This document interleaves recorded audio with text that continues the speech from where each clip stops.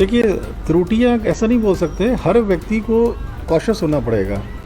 हर जगह पुलिस, नगर निगम, प्रशासन के लोग, हर चीज़ नहीं है संभव है रहना।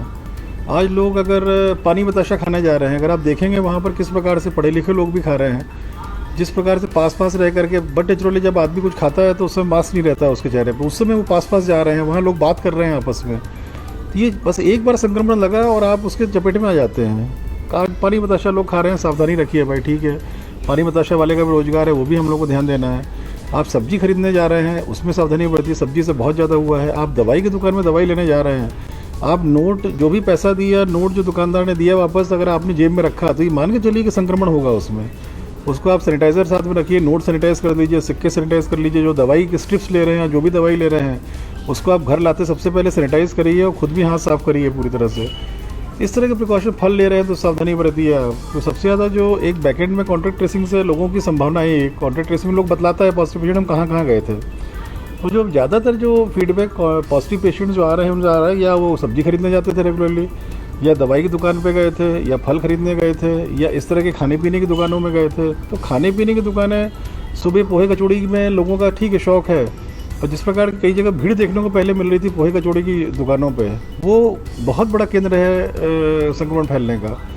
पानी बताशे टाइप की दुकानें, आपकी दवाई की दुकानें, अस्पताल, मैंने बोला था और आह्वान भी किया था कि अस्पताल अनावश्यक कोई ना जाए।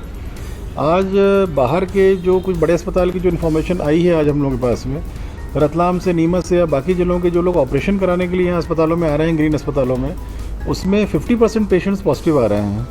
तो वो भी चिंता की बात है, इसलिए अस्पताल अनावश्यक कोई ना जाए जब तक कि बहुत ज़रूरत नहीं हो। तो ये प्रिकॉशन हर व्यक्ति को लेना पड़ेगा, ये सावधानियाँ बरतनी पड़ेगी। त्रुटि नहीं है, सावधानियाँ रखने की बातें हैं।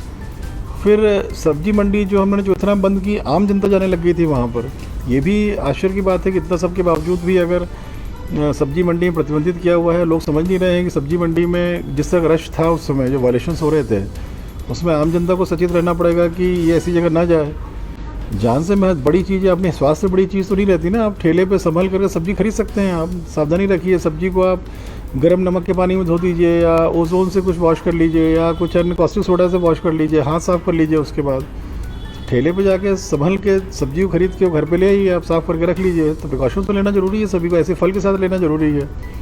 कोई भी सामान बाहर से घर पे आ रहा है उसमें सावधानी बरतना ज़रूरी है। दवाई अगर आ रही है तो उसमें विशेष सावधानी बरतनी है दवाई की दुकान से। आज निर्देश भी दिए हैं हम लोगों ने, सारे इंस्पेक्टर्स को लगाया गया है कि सभी दवाई की दुकानों में कैसे सैनिटाइज कर रहे हैं, सुपरवाइज़ करें उसको। तो दवाइयों का सोर्स भी बहुत, दवाई की दुकान भी बहुत बड़ा सोर्स एक दिख रहा है इस समय। तो त्रुटियाँ ना हो करके ये सावधानियाँ बरतनी है आम जनता को। हम लोग ठीक है, हम लोग कार्रवाई करते हैं, जहाँ वॉलेशन हो रहे हैं कार्रवाई भी करेंगे, और जहाँ आने वाले समय में भी दिखेगा कहीं वॉलेशन हो रहा है, सख्ती से कार्रवाई करेंगे हम लोग। इसमें जब शहर के स्वास्थ्य की बात है, किसी को अच्छा लगे चाहे बुरा लगे, जो शहर के लिए लॉन्ग टर्म ज़रूरी है, लॉकडाउन नहीं होना चाहिए।